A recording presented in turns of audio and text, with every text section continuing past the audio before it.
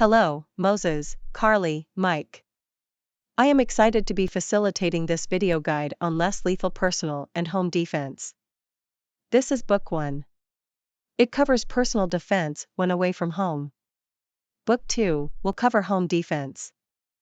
I also offer a warm welcome to both new and veteran viewers of this channel.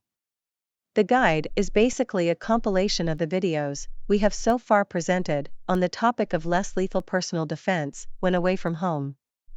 There will be, however, some very useful additional comments and explanations that are not a part of the original videos. Let's get started. Everyone introduce yourself, and then Mike, you are up first. Hello, I am Moses. Welcome aboard. Hi, this is Mike.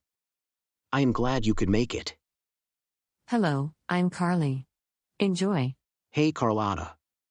Hello everyone. I am going to show you a condensed version of the video I presented on what is less lethal. Hi, I'm Mike. I am speaking specifically to Americans. But the things we will present could apply to anyone in the world. For our purposes, less lethal refers to devices that civilians can purchase that are of the following types: chemical irritants, pain-giving, incapacitating, or multi-purpose. The chemical irritants are your typical pepper spray devices, or the repurposed paintball markers, shooting powder, laced with pepper spray, or stronger.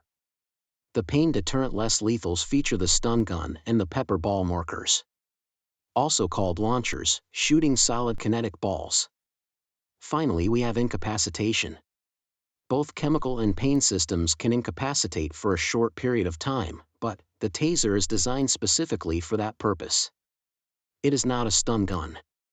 It doesn't shock the assailant per se, but, instead, sends a voltage at a frequency that scrambles the nervous system, temporarily causing total loss of motor control. Please understand, less lethal does not mean non-lethal. Although very rare, it is possible for any of the less lethal devices to be lethal. Comply with any robber armed with a firearm on the street. Run or barricade yourself and loved ones, if at home with no firearm. If it is clear the assailant is going to hurt you or yours regardless whether you comply or not, then anything is better than nothing. There are less lethal markers that can be modified to give you some hope. All of this and the situations surrounding such confrontations will be covered later on this channel. I will leave you with some brief videos showing the various less lethal devices in action. Keep in mind 2 of the examples show less lethal devices being applied by law enforcement. They are the hunters. In scenarios for we citizens, we are the prey. Put the fight down!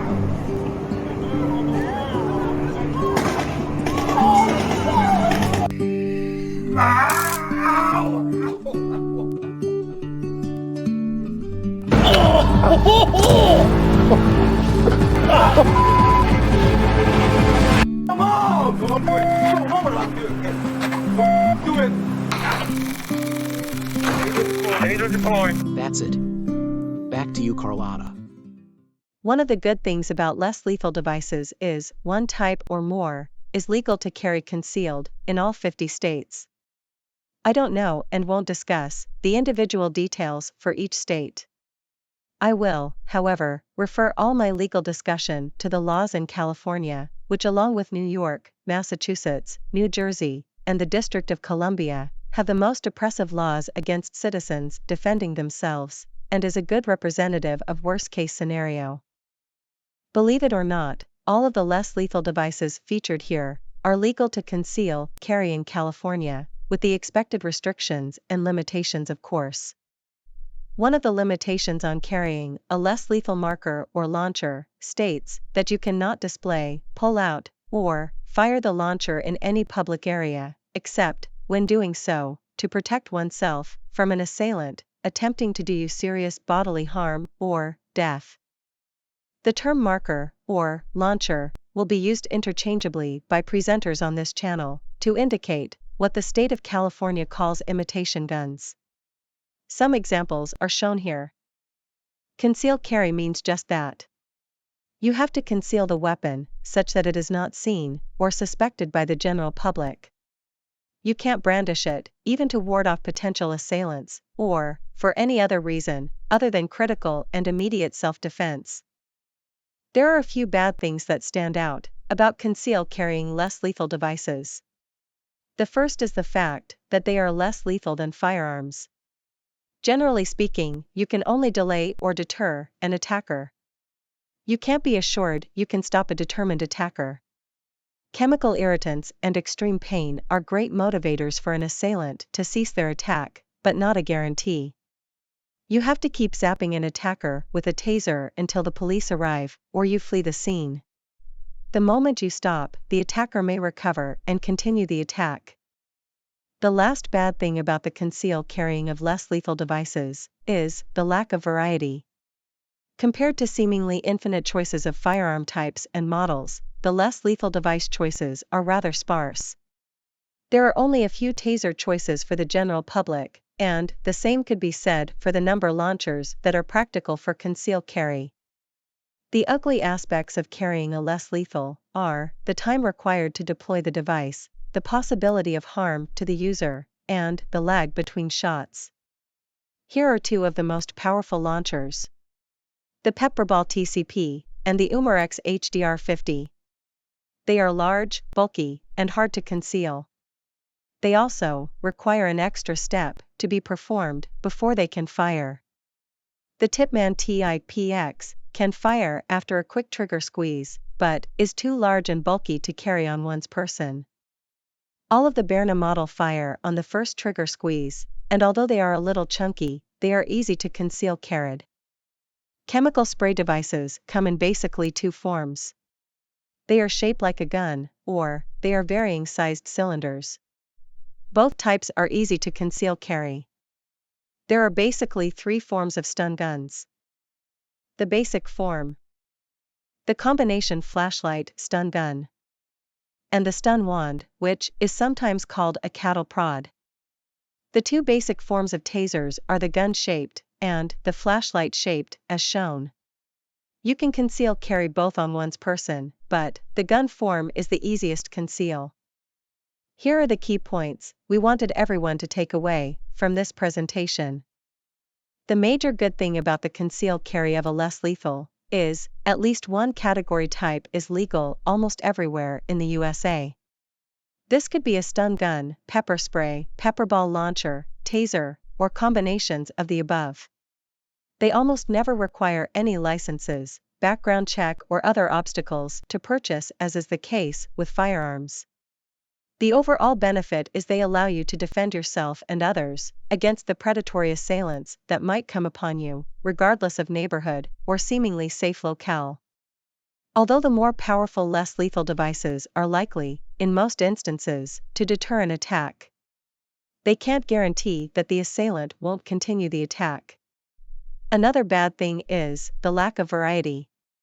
This is particularly true when referring to launchers. The most effective ones are in large pistol or rifle form and aren't practical for conceal carry on one's body, with a couple of exceptions. Less lethal devices are not perfect, but they can be an effective tool for personal defense while away from home. There are some weak points, however, in which you should be aware. In California, you can't shoot pepper ball rounds with a launcher. This means the power to shoot non-chemical rounds, called kinetic rounds, determines the effectiveness of the device. The most powerful launchers are in large pistol or rifle form. This complicates the conceal carry selection process.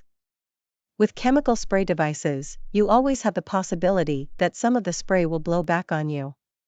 Stun guns require touching the assailant with the gun's probes. This means in a wrestling contest, you could shock yourself or be disarmed. The taser that the general public can afford is a one-shot device.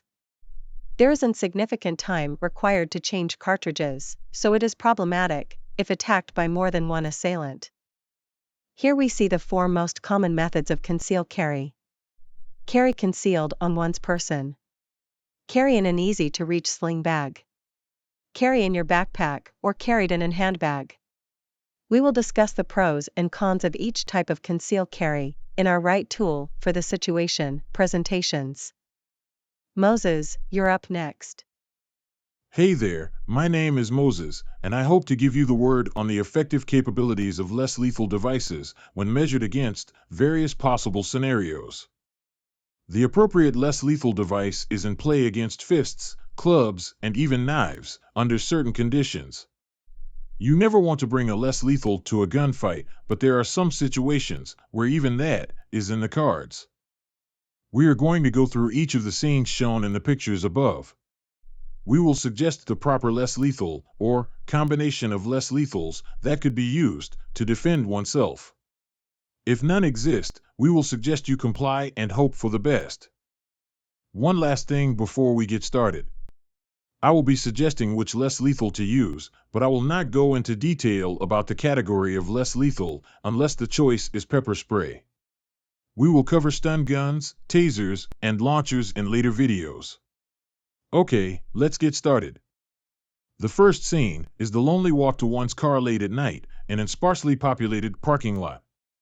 If you are alert, it will be difficult for someone to cross a great distance to get to you before you can get to your car and drive away. You should have your key out and pepper spray in your hand. The danger is someone could be lurking on the other side of your car, or they could possibly be in the car. The minimum second less lethal I would have would be a flashlight stun gun. I would use the flashlight while circling the car and looking inside for an intruder. In many instances, a better choice for the second less lethal would be a taser. The combination taser and pepper spray, hopefully, would be enough to handle an assailant not armed with a firearm. My top pick for a second less lethal device would be a launcher. Launchers are repurposed paintball markers designed to shoot pepper balls or solid kinetic projectiles. They will come up as a top choice often, and we will spend several videos delving into them later. Above are some of the more popular models. The woman in the picture faces great potential danger. She doesn't seem to be carrying a handbag or anything else, so robbery is not the motive of the seemingly stalker. She needs to protect herself from great violence of the sexual, kidnapping, or lethal nature, or all of the above. This is certainly a case where a firearm would be very much desired. But, for this channel's purposes, we have assumed that carrying a firearm is not a possible choice. The assailant is likely looking to subdue the woman, then drag her off someplace where he can do his worst. Or if he is of the serial killer type, he might just want to kill her where she stands. The woman doesn't want to get in a close and tussle with the assailant, so a stun gun doesn't fit here. Pepper spray takes several seconds to work and can be overcome by some. This type of predator might have a less lethal themselves, especially a taser or pepper spray. This woman needs to have figured out how to dress with a concealed, carried less lethal launcher. If the man charges, she should draw and fire the entire complement of projectiles, aiming at the crotch, neck, face, and head, although under stress this may be difficult. The minimum is to hit the assailant somewhere, with as many shots as possible, in the short period of time it will take him to close on her. Launchers in principle, with the right power and projectiles, could stop this assailant and have them retreat or succumb to medical needs. Discussions about this type of situation and the possible effectiveness of a less lethal launcher will be covered in future videos. This one is short and sweet. Comply. If the thief gets the bag clean, there is nothing you can do with a less lethal device. You can't shoot at them running away with a launcher. If there is a struggle between the victim and the assailant over possession of the handbag, then pepper spray, stun gun, or even a taser is in play. Getting into a fight in a bar, or anywhere, for that matter, is the quickest road to an assault charge if you use a bottle, chair, most less lethal devices, or any other implement. You will be seen as escalating the situation. If you are not the aggressor, pepper spray will probably be okay, a stun gun might be, a taser is sketchy, and a launcher will get you arrested and possibly prosecuted. Right now, we are concentrating on personal defense outside of the home. We will visit the domestic scenes soon. In New York City, there are over 60,000 food delivery bike riders, mostly riding electric bikes. There is not an epidemic of e-bike jacking or food delivery jacking yet, but the threat will probably grow. I have heard several reports, here in California, of e-bike jacking. The trend will increase as lawlessness in California increases. What should e-bike commuter or delivery rider carry? I would say quick access to pepper spray. This is also useful against dogs who often like to chase and nip at bike riders. If someone points a gun at you and asks for your bike, you comply. Yes. I know. The bike in the picture is not an e-bike. Shame on me. A road rage incident is probably more likely to happen to the average citizen than a street robbery. You can defend but not escalate. This means pepper spray, or perhaps a stun gun.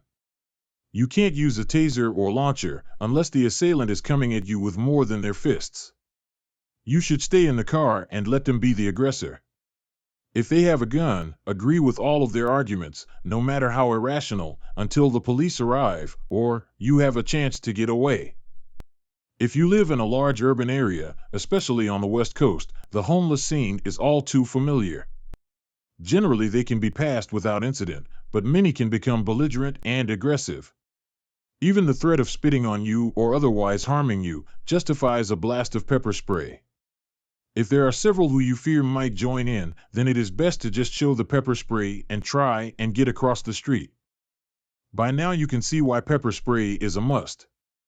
In more dangerous situations, however, we must turn to a taser at the minimum, but desirably to a launcher. Let me get a key point through about pepper spray. This also holds for pepper balls. There is a lag time before it truly incapacitates an individual. If you spray someone and then think you can just run away, know that they will most likely be able to keep attacking, or pursuing you for what will seem like eternity, before it takes full effect and they stop. This is particularly true for pepper balls. You must keep on the move and keep firing until the pepper dust takes effect. Understand, for some people, this will be never, for both pepper spray and pepper balls. The pepper balls, however, at least, have a pain component. Carlotta, back to you. So far, we have given you a sort of overview of the less lethal landscape as it pertains to personal defense away from the home. We will now take a closer look at the 4 major less lethal devices that can be concealed carry. We will start with the baseline product for personal defense on the streets, and that is pepper spray. For a real-world look at the practicality and effectiveness of pepper spray as a personal defense tool, we will return you back to Mike. Take it away, Mike. Hi, it's Mike again. This time I want to look at whether the hundreds of videos demonstrating the effects of a less lethal device are helpful for your selection process. Well, the answer is, some are. Others, however, may be harmful by portraying the effects of various less lethal devices as have greater potential than they do, while still others give certain less lethals less credit than they deserve. Our video selection this time is from the Crafty Veteran YouTube channel. The video is actually a review and test of the Palm brand pepper spray. Palm is definitely one of the best choices for a pepper spray, so you may find the first part interesting. The reason we selected this video is because they actually tried to make a real-life scenario, and, because of this, we see an important consideration when deploying pepper spray. Let me start by saying, most people understand that the better pepper sprays are effective in temporarily incapacitating the assailant. There are critics who claim they took pepper spray blast in law enforcement or military training and you can fight through it. I have no doubt that some people can fight through darn near anything, but the training videos I have seen show the participants knowing a blast is coming and instinctively closing their eyes when blasted. Neither should be the case in the proper deployment on the street. I think the fight through it scenario critics refer to is in actuality the lag between when you are first blasted and when you finally succumb to the debilitating symptoms. So the critics are right. For many, they can still function for a period of time before they get bogged down by the pepper spray's effects. I am going to show 2 very short snips of the video for discussion purposes. Please watch the whole video to get the full context. Here is number 1. Get my man. No, no, no, no, no.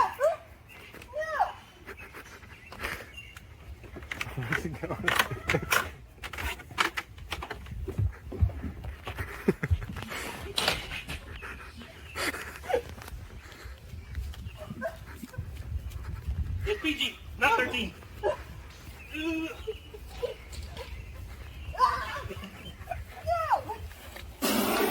Oh, oh, that's bad.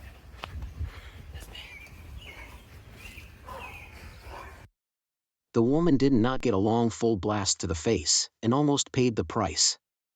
They were horsing around, of course, but it took almost 30 seconds before the assailant had to stop the pursuit. A lot of damage could be done if the woman can't avoid his chase. So, don't be impressed by claims of 15 to 30 blasts available from a single cylinder. You want to drench the assailant like with a squirt gun. Also understand that you don't just stand and spray, you move offline, zigzag, etc., trying avoid being grabbed, and squirting with the pepper spray at any chance. This second snippet shows the desired outcome as the assailant gets a full long blast in the face. Here, she's spraying and then she's going to go off center so I can't find her. She's going to continue to juke. I can't see. I'm blinking right now to really work it in my eyes and I'm essentially dying. I feel like... Well, everything went right. Notice, the woman not only gave him a good long blast, but she also kept the pepper spray ready to get in more shots, if possible, as she avoided his pursuit. He was done in about 10 seconds. There will be different results for different assailants, but always keep in mind that you want to get as much pepper spray on the assailant's face as possible, and that you will need to be able to avoid their pursuit for as long as necessary. That's it for now. Carlotta, back to you. Hi, I am Carlotta, and it's good to be back. Stun guns, after pepper sprays, are probably the second most carried less lethal option. Stun guns and tasers appear to be legal in almost all 50 states, although a few have some restrictions or special requirements. Check your local laws to be sure.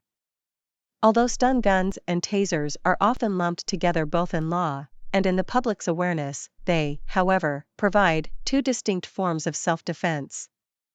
Stun guns shock and give pain. They are the least likely of the four major less lethal categories, which are stun guns, pepper spray, tasers, and launchers, also called markers, to save you from an attack. Their weakness is their effect wears off quickly after application. They do not incapacitate or cause a lasting pain, and they require touching the assailant with the device. The need to touch the assailant puts you too up close and personal, where the assailant can punch, kick, bludgeon, or stab you. Stun guns, however, have some pluses. When pressed firmly into the assailant, they will work, to varying degree, through clothing, and can support other less lethal devices, by getting the assailant temporarily off of you, giving you time to use another less lethal device. There is also an intimidation component. When you press the button, a large electric arc goes between two electrodes. It makes a definite electrical noise and plays into our fear of being shocked or electrocuted. You may be able to thwart a snatch and run thief, and even a less motivated knife or club attacker. You want to keep the stun gun between you and the attacker, like a knife. Just like with a knife, be careful to keep it fairly close to your body so your hand can't be grabbed, or the device kicked out of your hand. The bottom line is, a stun gun will not put the assailant on the ground, like a taser, but it is also not a one-and-done device. You could possibly hold off several attackers, if skilled like a knife fighter. Stun guns come in three popular formats. The combo flashlight stun gun, the cell phone size, and the most powerful, bat-ton, form, often called a cattle prod. The flashlight stun gun combo is the most versatile. You can use it as a flashlight, club, or stun gun, and when necessary, all of the above. The stun gun portion, however, tends to be the least powerful of the three forms. The standard cell phone size stun gun is the benchmark form. It is relatively compact, easy to conceal, and the right models pack a punch. The bat-ton stun gun was originally called the cattle prod. It was powerful enough to motivate cattle, even with their thick skin, to keep a move on. It is not as easy to carry and conceal as the other two forms, but if you want to really get an attacker's attention, whip that bad boy out and zap them if you must. Few will want to get into a protracted battle. Even the bat-ton stun gun will not usually put an assailant on the ground. For that you need a taser. The taser works by shooting 2 electrodes into the target, tethered by 2 thin wires of approximately 15 feet in length. Once the electrodes have penetrated, the recipient will get an electrical current that will cause their muscles to freeze and they will fall to the ground. That is the ideal scenario. In reality, several things have to go right for the taser to work.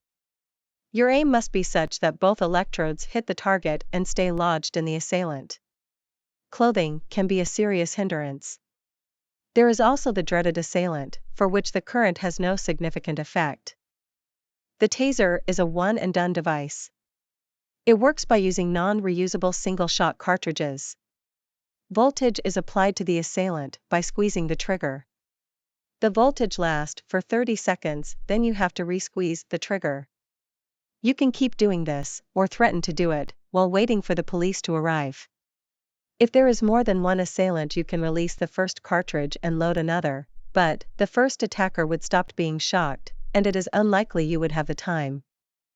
Some of you might be thinking, why is the taser ranked above the stun gun, given the taser's limitations? The answer is because the taser is a superset of the stun gun. I mean by this, that if you remove the taser's cartridge, it will function as a regular stun gun. The taser, therefore, can do everything that the stun gun can do, with the bonus of possibly stopping someone cold 15 feet away. For the general public, there are only a few models to choose from: the gun style and the flashlight style. I would think the gun style would be the most versatile and choice for the average citizen. It can be easily concealed and carry in one's pocket, holster, handbag, sling bag, backpack, etc. There are 2-shot taser models available to the public, but they are much more expensive than just carrying 2 tasers. A taser is a good backup for pepper spray, but sometimes you will need to back it up with pepper spray. The taser's strong suit is it can knock any assailant down, when it works, without any permanent or long-term injuries. I personally carry a taser as a backup for my pepper spray, or vice versa. We will move on to the least used, but potentially the most effective, less lethal device, the launcher or marker. The term marker speaks to its paintball heritage. The term launcher tries to paint it as a less lethal defense device. At less lethal options, we tend to use the term launcher more often than marker. They are, however, the same exact items. Carly does an excellent job of delving into the world of the launcher. The floor is yours, Carly. Hi. It has occurred to us that there is another Carlotta presenter besides myself. I will therefore use my nickname, Carly. As a woman, for years, I carried pepper spray, and later added a taser. I was unaware of the less lethal launchers, except for a vague knowledge of a pepper ball shooting device. Many men, on the other hand, have dismissed the launchers as wannabe firearms, with little practical use, except for police or security service, where a lethal backup is usually available. As it turns out, launchers should be a strong selection contender for less lethal concealed carry. Launchers can be the most effective, less lethal device for personal defense, but there are a whole lot of variables to consider. It is going to take several videos to cover launchers, so let's get started with a basic introduction. Almost all launchers were initially purposed as paintball markers. This is why the terms launchers and markers are used interchangeably. They are powered, out the box, by CO2 cartridges, or set up for compressed air. The pistol-shaped concealed carry models I will be discussing today are set up for CO2 use. All the launchers shown here can fire either pepper balls or solid round balls called kinetics. The kinetics can be made from rubber with steel core, rubber mixed with other substances to form a denser ball, nylon composite, or aluminum. For concealed carry, depending on the laws of your state, it is probably wise not to carry kinetics rounds of pure aluminum or steel, to avoid the launchers being considered a pellet gun or even a firearm. These are 3 examples: of the most powerful pepper balls projectiles that you can buy for the launchers. We will get into the effectiveness of pepper balls versus kinetic rounds in detail in a future video. Launchers come in 3 calibers: 43, 50, and 68. We will not be covering 43 caliber less lethal launchers here because they offer no advantages over the 50 caliber and 68 caliber models. If you disagree, please post your arguments in the comments section. We will reply to all. I will now talk a little about each of the launchers displayed here. If you have a tight budget, or just want to get your feet wet, in the less than lethal launcher world, you would be hard pressed to go wrong with either the Umarex HDP-50 regular or compact. The regular HDP-50 holds 6 projectiles. The compact holds 4. Understand that both models are marginal for self-defense, out the box. Their popularity is based on the fact that they can be very easily modified to get double the power. That service is offered by many in the less than lethal community, or you can do it yourself, even if you are all thumbs. They both conceal carry well. Another inexpensive entry-level launcher, it is the Umarex HDR50. It has a revolving cylinder that holds 6 projectiles. It too can be modified to almost double the power. Ready-to-go modified versions show up often on eBay. It is large and somewhat awkward to conceal carry on one's body, but many do. 50 caliber launchers have a smaller size and usually cheaper price on their side. They, however, also have some weaknesses. The pepper ball projectiles have a lot less volume of pepper spray than their 68 caliber counterparts. Their small projectile size, at the higher power levels, makes them more likely to penetrate the assailant's body. This can be bad on 2 levels. The penetration may not cause as high a pain sensation as being hit by a larger projectile. It may, also, penetrate to the degree that surgery and hospitalization may be required. This could lead to legal problems. The Umarex launchers get the nod because of their low price and easy power modification capabilities. If, however, you want something you don't need to modify, that is powerful enough for personal defense, then the Mercury Rise MUB is your choice. 2 other choices might be the LTL Alpha and Bravo models. They have about the same power of the Mercury Rise MUB, however, they cost twice as much and are more bulky for concealed carry. If you want the maximum confidence and deterrent power when facing a robber or other assailant, then you look to the 68 caliber launchers. The projectiles are large and provide a large shock and pain to the assailant. The chemical irritant rounds also hold a much larger quantity of agent than 50 caliber chemical projectiles. The downside is the most powerful models are also large and, or, bulky for concealed carry, except for one. Up first is the Umarex HDR68. It is inexpensive like their 50 caliber models, and can be modified for increased power. It also can be purchased ready to go for personal defense for under $200, but not at the modified power levels. It is large, and extremely bad as a concealed carry option on one's person. It will work well, however, in an external setup, like a handbag, sling bag, etc. Next is the Tippmann TIPX. It is well established in the paintball industry. It has been around for years. It features variable power that requires no modification to power equal to, and in most cases, greater than any of the previous launchers we have discussed, including those modified.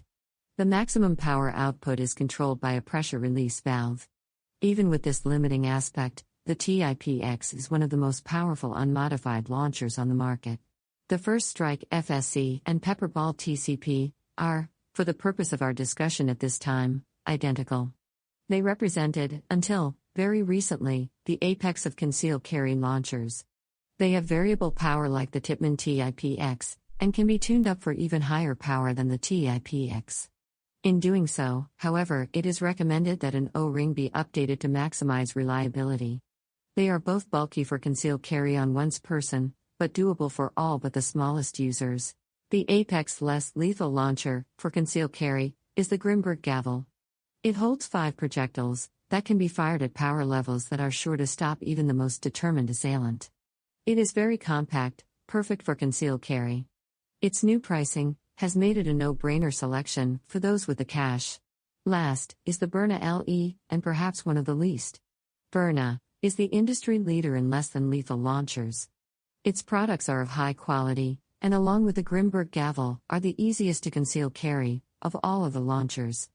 When we implied least, it was in the context of power to price ratio. To be fair, Byrna models are designed to shoot pepper balls. They added the kinetic element, for places like California, New York, etc., that don't allow pepper ball firing devices. Their intentions has never been to provide the highest power launchers. The Byrna business model leans heavily on commercial accounts from the military, law enforcement, and various security services and agencies. The commercial accounts are interested in the pepper ball capability of the Byrna. They have lethal force available, so they have no need for kinetic projectiles. Byrna, however, also has a civilian customer base to address. They need the price markup for their commercial base, so their prices remain high. Even so, they still get many civilian customers due to their marketing prowess. Will they develop two different product lines? We shall see. This, so far, has been an introduction to launchers. I will continue on in more detail in the next segment. Please note that in future videos, we do not discuss launchers as pepper ball firing devices. We only look at them as firing kinetic projectiles.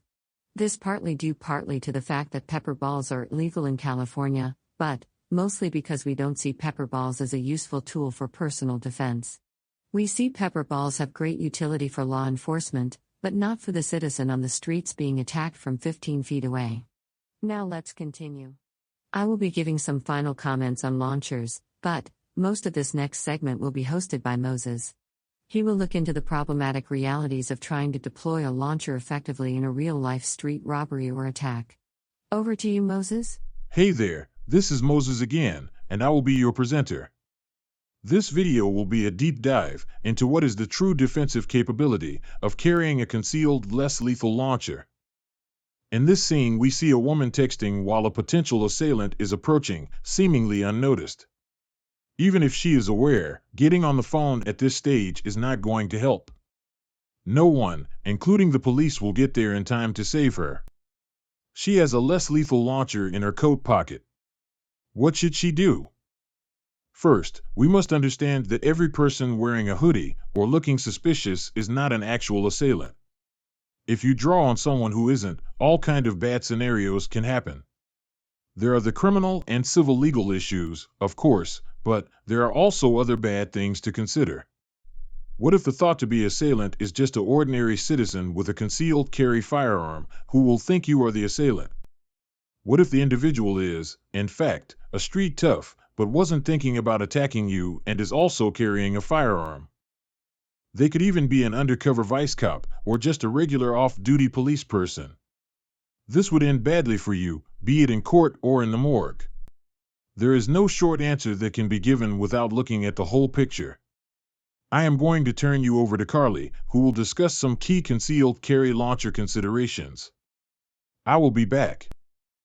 Hi, this is Carly. To aid in Moses's presentation, we need to look at some key features about concealed carry capable launchers. The first is, what do you have to do to get it ready to fire?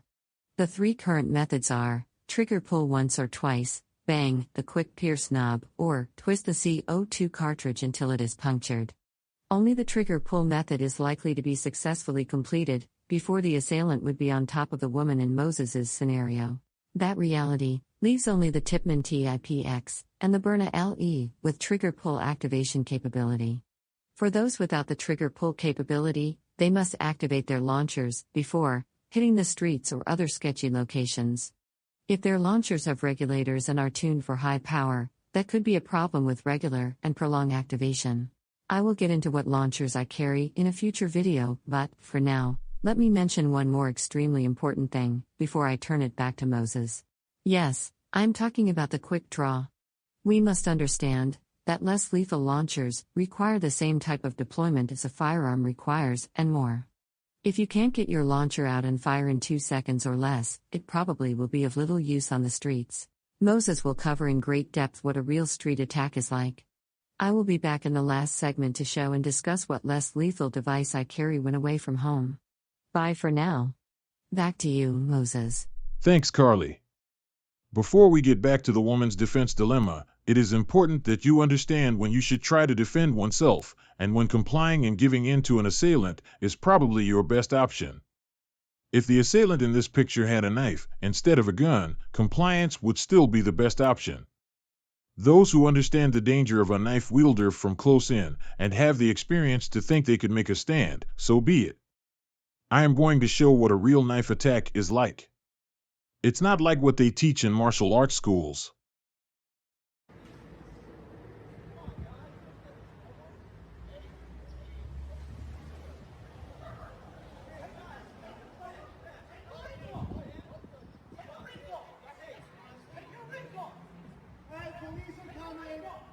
Sadly, the unarmed man died from his wounds. You really got to think hard before you engage an experienced knife fighter. I will next be spending some time trying to get you to understand how real street attacks or attacks in other sketchy places happen. Even the example here implies someone stalking this woman for some time before closing in. This is what Hollywood has brainwashed us to believing. Criminals in reality move quickly, preferably from places that catch you by surprise, threaten you up close and personal, with the impatience that tells you to comply or die. I am going to show 4 animated videos illustrating points I want to make. The first video shows what we think will happen in a confrontation as we max out the jowls to our launchers, dent or put holes in metal baking pans, bust open watermelons and coconuts, etc.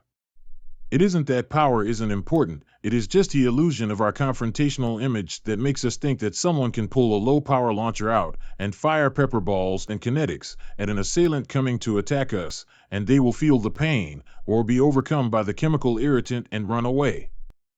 The retort is usually to propose a what if the attacker is on some drug or adrenaline and the pain won't stop them.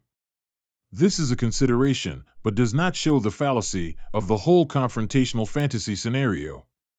Let's look at a simplistic version of the fantasy confrontational scenario. The villain has a firearm, but that could be a knife or club, which are usually the things that the fantasy scenario assumes the assailant has.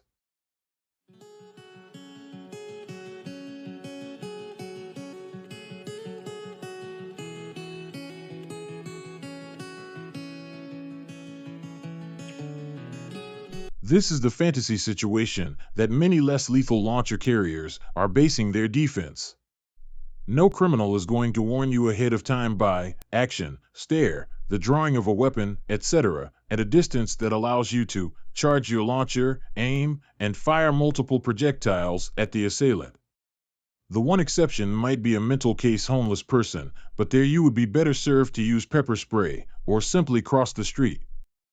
Another component of the confrontational fantasy is the 20-foot distance to the assailant fallacy. You see people practicing at targets 20 feet away, like an assailant would be stationary or even charging in a straight line. While we are talking about the adversary being 20 feet away, let's do a simulation of how long it would take the assailant to close on you from 20 feet away. Can you draw your launcher, charge it if not charged, aim, and hit the on-charging assailant in the face, and he has a knife? The video simulation was 2 seconds. Would pepper balls have a sufficient effect in those 2 seconds? Would pain stop the charge? Let's next look at a typical street robbery scenario and see what can be done with a less lethal response. Keep in mind that a firearm that is not employed in time is also of no use.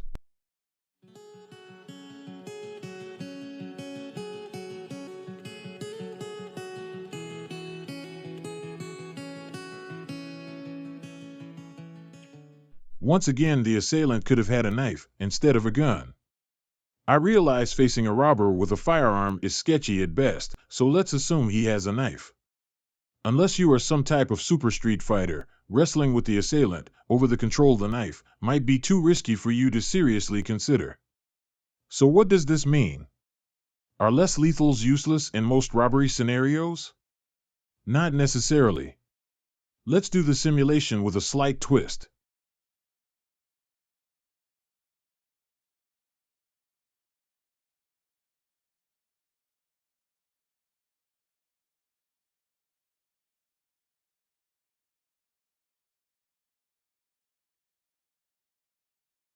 We are not Walt Disney or Pixar.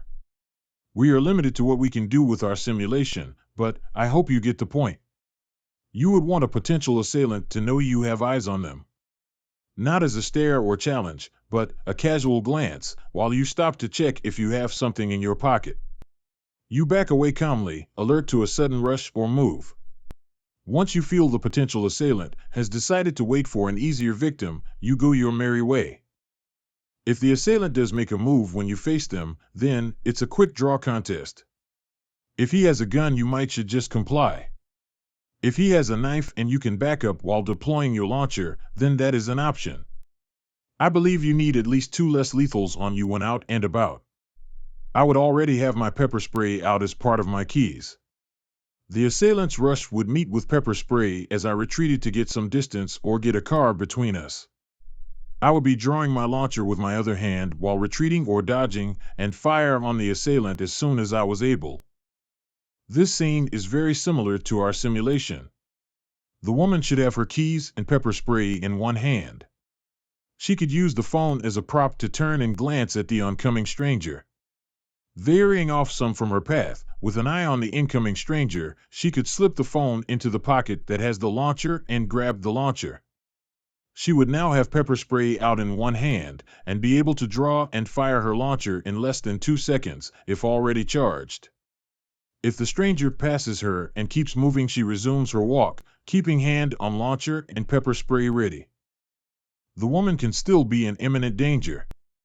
The stranger may have a partner or partners lurking somewhere. The stranger might duck into some hiding place waiting for her approach. Without knowing the specific environment she is in, we can't speculate what her next move might be. I can say, however, that I hope her launcher has the power to help her fight her way to safety. Speaking of launchers for concealed carry that were shown in Carly's video, let's assess their suitability. Put it simply, if you were the woman in our example, which, if any of these launchers would you want to be carrying? Carly could be the woman in the example, so it will be interesting to see what she carries in an upcoming video. Let's get back to our street attack simulations.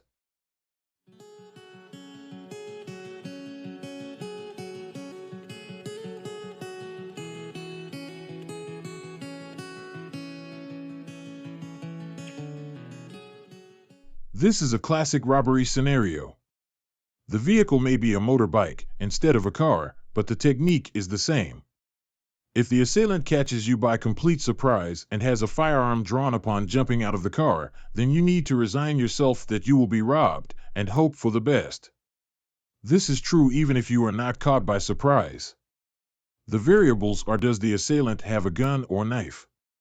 Is the assailant's firearm drawn or in the process of being drawn? If you have a fast draw and are not caught by surprise, you might want to take on the knife wielder. Trying to beat the firearm-armed assailant to the draw requires a lot of confidence in your draw speed and accuracy, as well as in the power of your launcher to do sufficient damage so that you may retreat to safety. It's a personal decision that you can only make at the time of the occurrence.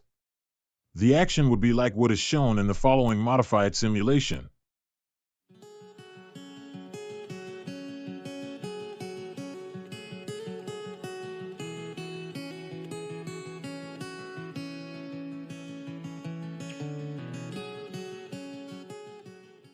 Like I said, it's a crapshoot. Only you know at the time what type of risk you are willing to take. Our next simulation is another very common street robbery technique.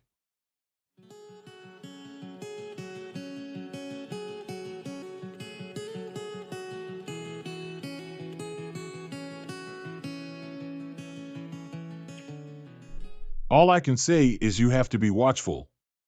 I hate using fashionable statements like you must have situational awareness or keep your head on a swivel, but the reality is you have to constantly be alert, no matter what words are used, to describe the process.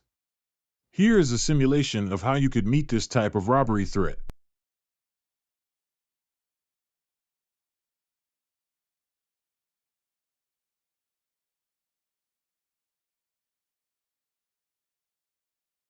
Never give your back to a suspected attacker.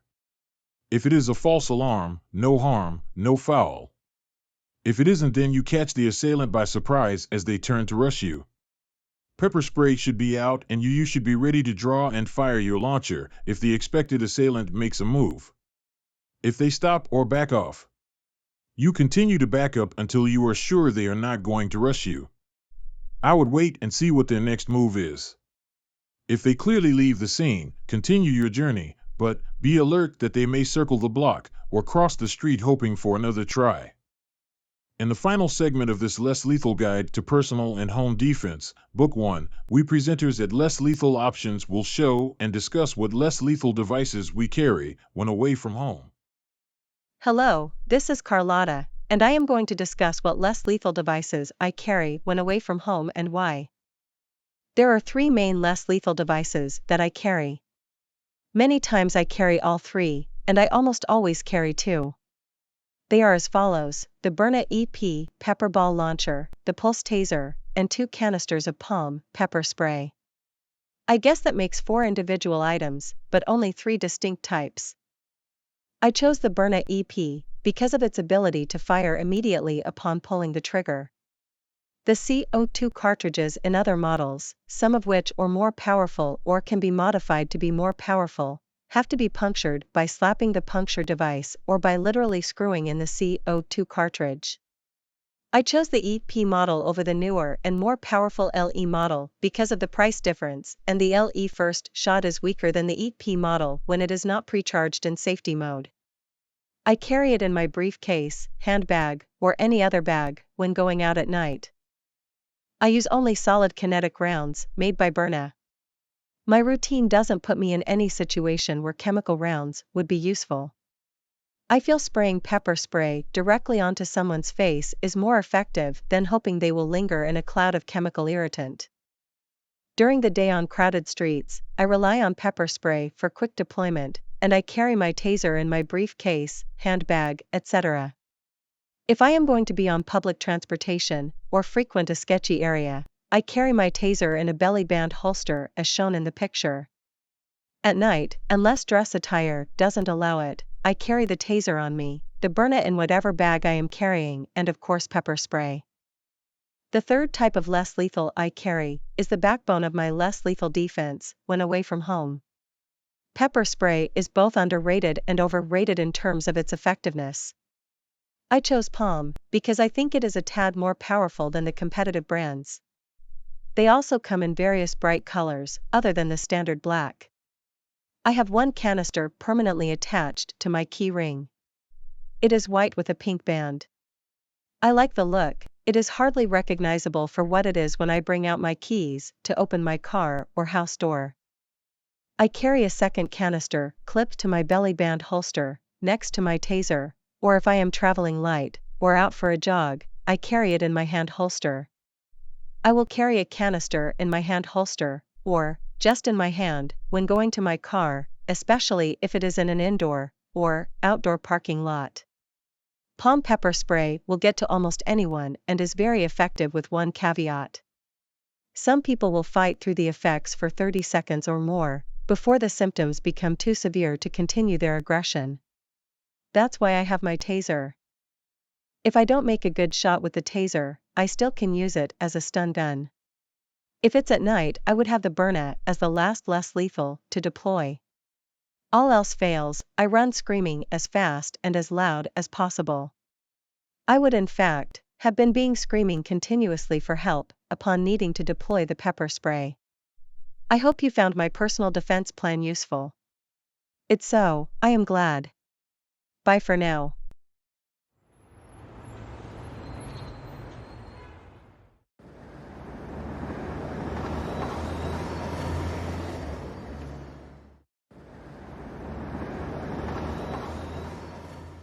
Hello, this is Moses, showing you what not to do when walking down a public street. If you are on the phone, you are not alert to what is going on around you. I am going to discuss what I carry on me in public and why I made the choices I did. I carry either a Umarex HD P50, which has been modified for more power, or I carry a Pulse Taser, depending on various different scenarios. Like everyone at Less Lethal Options, I carry pepper spray at all times away from home. I am retired on a fixed income, so I chose the HDP50 over the Byrna LE because modified it cost about half the price, even including the cost of having someone modify it.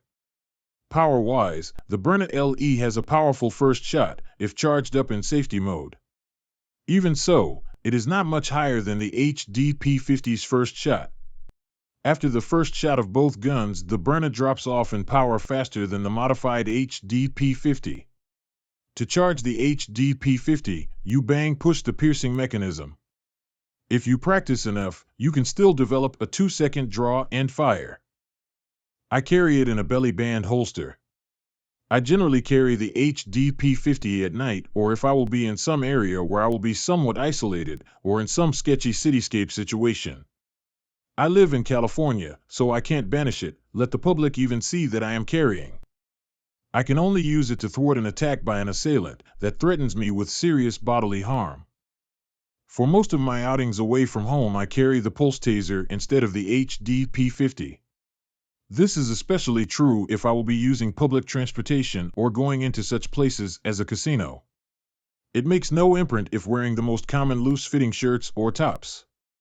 In California, pulling and shooting a less lethal launcher on public transit or in a transit area could have bad legal consequences. I also would not try and bring the HDP50 into a casino. We know when tasers work, they unquestionably will stop an attacker.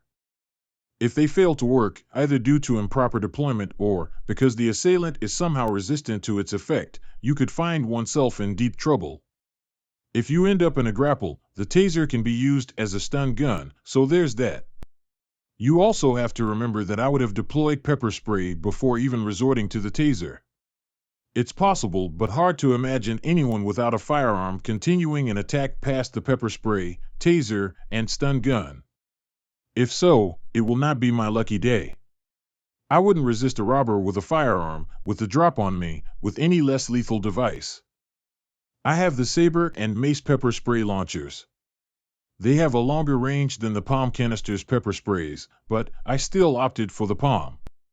The Palm's chemical makeup seems to be a tad stronger than the Saber and Mace, but it is the small, elegant canister format that sold me. Saber and Mace also have canister styles, but they are not any more powerful, so the Palm style wins for me. I carry the Palm clipped inside my belt or attached to my keys. I will be back in the near future to show you my home defense less lethal arsenal. Hint, the arsenal does not include pepper spray.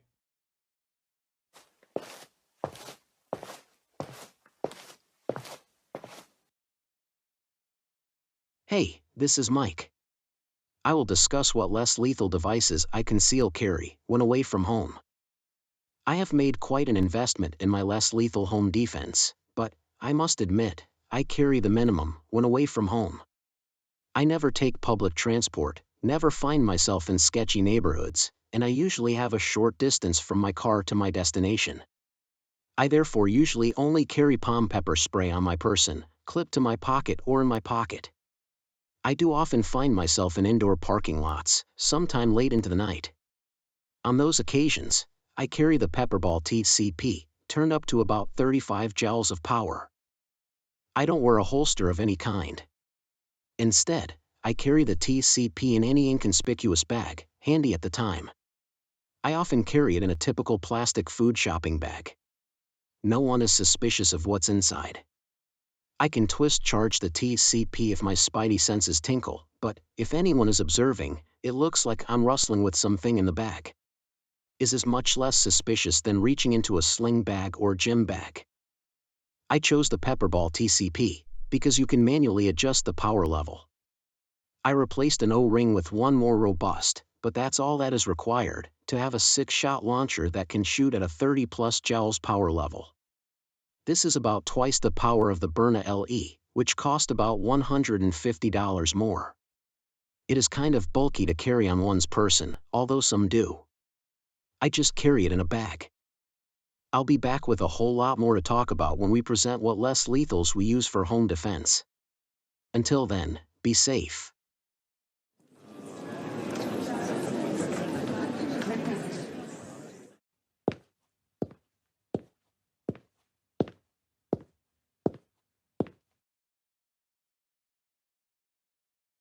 Hi, this is Carly. I run my own marketing company and consequentially have to do constant presentations.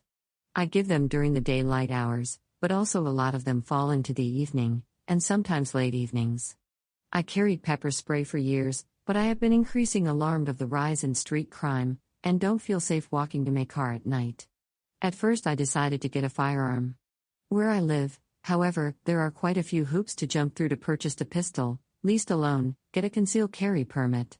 I looked at the taser, but that is a do or die with one-shot device. It doesn't deal at all with multiple assailants. I heard about less lethal launchers, or as the insiders call them, markers, via a YouTube video. The industry leader, Byrna, was not powerful enough for my needs, or perhaps it is my desire to feel safer. I didn't want to kill anyone, but I wanted to be able to stop the forward progress or attack of one or more assailants. I decided I would get the most powerful launcher, that I could easily conceal carry, and was available stock, with no modification of any kind, necessary. My launcher choice ended up being the Grimberg Gavel. I support it with a saber pepper spray launcher and a palm pepper spray canister. The Gavel met most of the points on my wish list, but I had to compromise on a few points. The price was initially a put-off, but once they lowered to what I felt was a good price, it was a no-brainer. The new price was the same as the Byrna LE, but with twice the power. The slow speed of deployment and shot count was a little troubling, but, in the end, I still purchased it, because I felt that it had the power to stop any assailant not armed with a firearm. I carry it in whatever handbag, or tote bag, I am using for the day. The slow deployment of the Gavel, and low shot count of 5, forced me to continue to carry my saber pepper spray launcher. I carry it on my person in a bellyband holster. It is my second fastest to deploy defensive weapon, which I can do under 2 seconds. If I am surprised by a close assailant or assailants, I would use it to give myself some space. I then hope I would have time to deploy my Gavel. I also carry a canister of palm pepper spray on my key ring, for the same reason. It doesn't have the range of the saber, but it is instantly deployable when unlocking my car. The Gavel is also one of my home defense weapons, which I will be presenting in our home defense arsenal video, coming soon. Bye for now. That's it for the Less Lethal Guide for Personal and Home Defense, Book 1. We will be doing another guide for less lethal home defense in the future. I thank all of you for watching. Bye.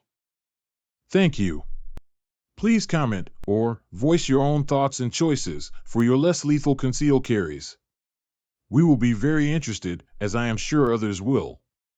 We will respond. Thanks again. I can hardly wait until we get into less lethal launchers for home defense. It's coming. Stay tuned. Bye for now. I hope you all have gotten something useful from this guide. We enjoyed presenting it to you. The next guide will be for home defense. I will see you then, if not before. So long.